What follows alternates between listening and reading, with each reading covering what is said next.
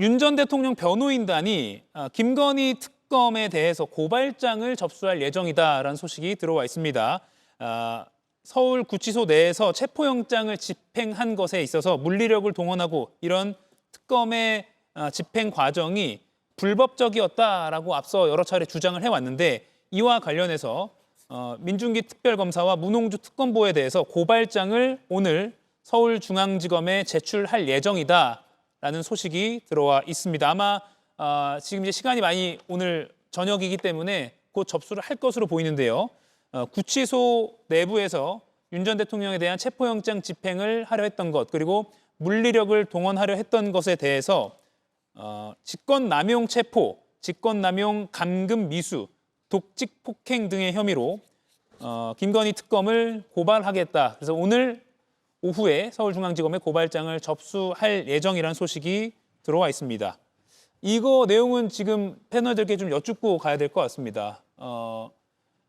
물리력을 지난 1일에는 물리력을 동원하지 않았고 2차 집행 지난 7일 때는 이제 물리력을 동원했는데 그때 뭐 의자가 같이 윤 전 대통령이 의자와 함께 뭐 바닥에 내팽개졌다 뭐 이런 의혹도 있었습니다. 그리고 이 관련해서 CCTV 영상 공개한다라는 민주당의 추진도 있었고요. 그렇죠. 그렇기 때문에 우리가 아직까지는 그 사건의 정황을 눈으로 직접 확인하지 못했기 때문에 그 과정에 대한 부분들의 진실을 알고 싶은 건 사실입니다. 지금 이렇게 오히려 윤석열 측이 특검을 고발한다? 이거는 저는 아직 내란이 종식되지 않았다라는 생각이 들기도 하고요. 예. 전당대회를 앞두고 있는 국민의힘에서 정말 윤 어게인이 다시 활개치도록 하는 뭔가 지금 반발의 심리를 유도하는 거 아닌가라는 생각이 들어서 우려를 금할 수 없고요.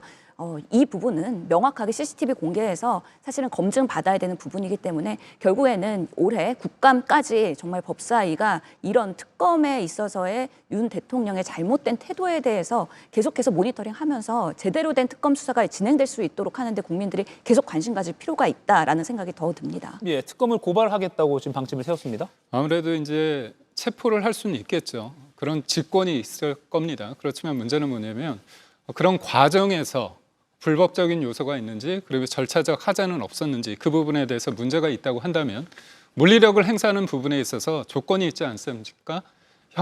집행법 100조에 의하면 제가 알기로는 도주하거나 아니면 누군가를 때리거나 아니면 기물을 파손하거나 이런 몇 가지 근거가 있습니다. 그런 근거하에서 불가피하게 물리력을 행사했는지 아니면 목적의식이 수사를 받게 하기 위해서 강제력으로 이치하는 과정에서 뭔가 불필요한 어떤 행동이 있었다고 한다면 그 부분에 대해서는 제가 문제 제기는 할 수 있다. 그렇기 때문에 법의 집행 과정에 있어서 수사 과정의 적법성과 절차적 명확성이라는 이 부분에 대해서는 그거는 윤석열 전 대통령이 전직 대통령이기 때문에 저희가 주장을 하는 건 아니고요. 법 앞에 모든 것들은 평등하다. 그렇기 때문에 그 부분에 있어서 본인이 주장할 근거가 있고 법적으로 문제가 있다고 한다면 특검은 고발할 수 있는 게 아닌가 그런 생각을 합니다. 예, 다시 한번 전해드리겠습니다. 윤 전 대통령 변호인단이 직권남용 체포, 직권남용 감금 미수, 독직 폭행 등의 혐의로 김건희 특검을 고발하기로 했습니다. 서울구치소 내에서 윤 전 대통령에 대한 체포영장 집행이 불법적이었다, 너무 가혹했다라고 주장을 해왔는데 이와 같은 맥락에서 특검을 고발하기로 한 겁니다. 어떻게 보십니까? 저는 자충수가 될 거라고 봅니다. 이렇게 됐기 때문에 이 2차 체포영장 집행 과정의 영상이 어떻게든 국민들에게 소상히 알려질 가능성이 저는 매우 높아졌다고 보고요. 예. 그러니까 민주당이 공개 요청을 했을 때는 뭐 모든 국민에게 이걸 알려줘야 된다 이런 것보다는 아마도 이 법사위 소속 위원들이 뭐 열람을 통해서 보거나 뭐 다양한 방식들을 고민할 수 있는 것이거든요. 뭐 국회 정보위에서 이 좀 민감한 정보들을 다룰 때 열람만 하고 뭔가 외부에 노출을 안 시키는 것처럼 이것 역시 정말 윤석열 전 대통령이 체포영장 과정에서 어떤 대우를 받았는지 아니면 정당한 집행 과정에 그냥 목리를 부렸는지 이거에 대해서 법사위원들은 확인하고 싶었던 것이거든요. 근데 이제 시시비비를 따질 수밖에 없는, 가릴 수밖에 없는 이 재판으로 가게 됐다라는 것은 결국 그 재판에 참여하는 특검이나 모든 사람들이 아마 그 재판에 그리고 광청하는 사람들이 그 영상과 관련된 소상한 내용들을 아마 접하게 될 거고 그런 것들이 언론을 통해서 알려지게 될 거고 그러면은 저는 이것을 괜히 건드렸던 이 특검이 아닌 그 윤석열 전 대통령 측의 자충수로 인해서 국민들이 굳이 알고 싶지 않았던 그날의 이런 진실을 좀 더 소상히 알게 되는 그 계기가 되지 않을까 저는 그렇게 봅니다. 예, 김유영 의원님, CCTV 공개가 더욱 공개해라라는 여론 쪽으로 좀 갈 것 같기도 합니다. 그렇죠. 윤석열 전 대통령 측은 아마 이게 예정된 수순이었을 겁니다.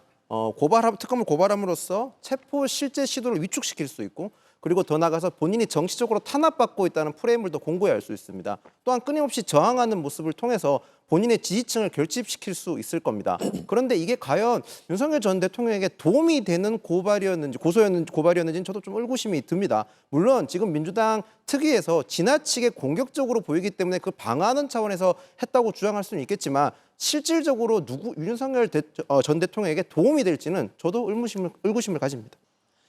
이가혁 라이브를 시청해 주셔서 고맙습니다. 이가혁 라이브는 평일 오후 5시 TV와 유튜브로 실시간으로도 함께 하실 수 있습니다.